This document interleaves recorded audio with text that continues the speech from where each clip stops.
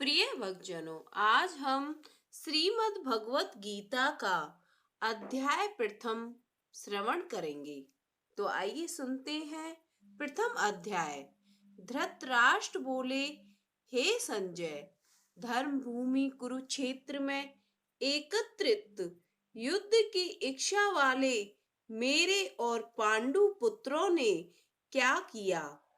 संजय बोले, उस समय राजा दुर्योधन ने व्यूह रचना युक्त पांडवों की सेना को देखा और द्रोणाचार्य के पास जाकर यह वचन कहा, हे आचार्य, आपके बुद्धिमान शिष्य द्रुपद पुत्र धृष्टद्युम्न द्वारा व्यूहकार खड़ी की हुई पांडु पुत्रों की इस बड़ी भारी सेना को देखिए। इस सेना में बड़े बड़े धनुषों वाले तथा युद्ध में भीम और अर्जुन के समान शूरवीर, सात्विक और विराट तथा महारथी राजा द्रुपद, धृष्टकेतु और चेकितान तथा बलवान काशीराज, पुरोजित कुंती भोज और मनुष्यों में श्रेष्ठ सैव्य पराक्रमी युधामन्यु तथा बलवान उत्तमौजा सुभद्रा पुत्र अभिमन्यु एवं द्रौपदी के पांचों पुत्र, ये सभी महारथी हैं।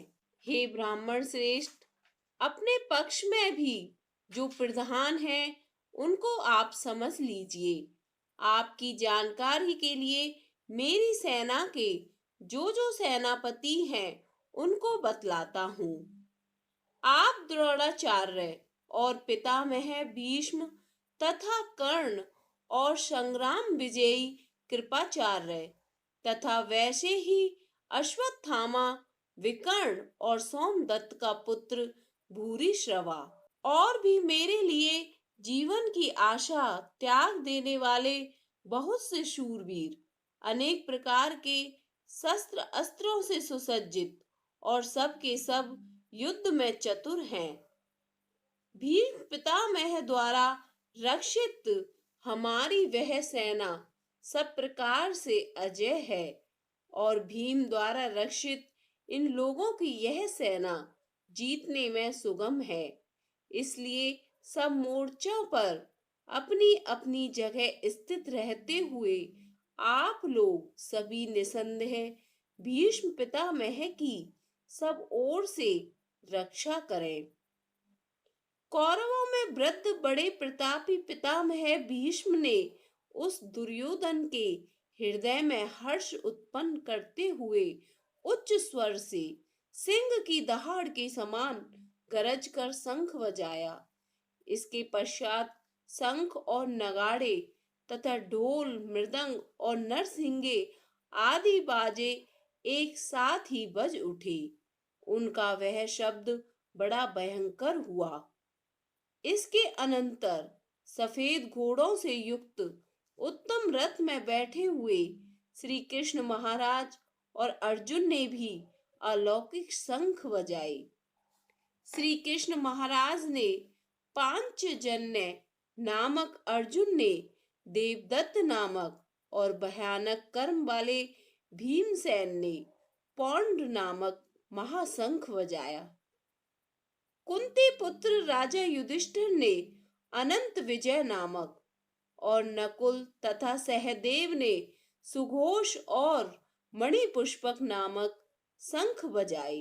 श्रेष्ठ धनुष वाले काशीराज और महारथी शिखंडी एवं धृष्टद्युम्न तथा राजा विराट और अजय सात्यकी, राजा द्रुपद एवं द्रौपदी के पांचों पुत्र और बड़ी भुजा वाले सुभद्रा पुत्र अभिमन्यु, इन सभी ने, हे राजन, सब ओर से अलग अलग शंख बजाए और उस भयानक शब्द ने आकाश और पृथ्वी को भी गुंजाते हुए भारत राष्ट्रों के अर्थात आपके पक्ष वालों के हृदय विदीर्ण कर दिए।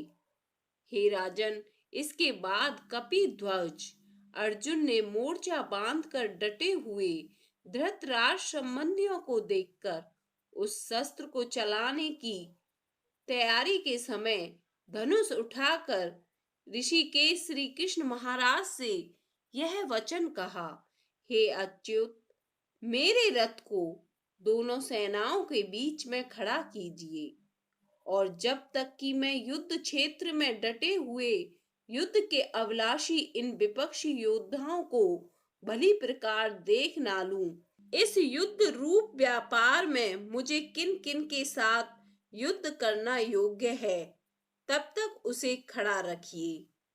दुर्बुद्धि दुर्योधन का युद्ध में हित चाहने वाले जो यह राजा लोग इस सेना में आए हैं, इन युद्ध करने वालों को मैं देखूंगा। संजय बोले, हे धृतराष्ट्र, अर्जुन द्वारा कहे अनुसार महाराज श्री कृष्णचंद्र ने दोनों सेनाओं के बीच में भीष्म और द्रोणाचार्य के सामने तथा संपूर्ण राजाओं के सामने उत्तम रथ को खड़ा कर इस प्रकार कहा कि हे पार्थ, युद्ध के लिए जुटे हुए इन कौरवों को देखो। इसके बाद प्रथापुत्र अर्जुन ने उन दोनों ही सेनाओं में स्थित ताऊ चाचा, दादा परदादा, गुरुओं और मामाओं को, भाइयों को, पुत्रों को, पौत्रों को तथा मित्रों को, ससुरों को और सहृदयों को भी देखा। उन पर उपस्थित संपूर्ण बंधुओं को देखकर वे कुंती पुत्र अर्जुन अत्यंत करुणा से युक्त होकर शोक करते हुए यह वचन बोले, हे कृष्ण, युद्ध क्षेत्र में डटे हुए युद्ध के अभिलाषी इस स्वजन समुदाय को देखकर मेरे अंग शिथिल हुए जा रहे हैं और मुख सूखा जा रहा है तथा मेरे शरीर में कंप एवं रोमांच हो रहा है।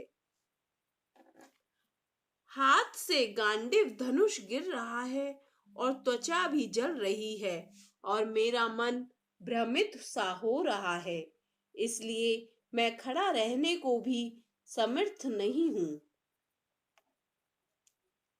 हे केशव, मैं लक्षणों को भी विपरीत ही देख रहा हूं तथा युद्ध में स्वजन समुदाय को मारकर कल्याण भी नहीं देखता।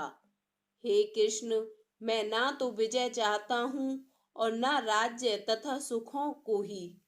हे गोविंद, हमें ऐसे राज्य से क्या प्रयोजन है अथवा ऐसे भोगों से और जीवन से भी क्या लाभ है।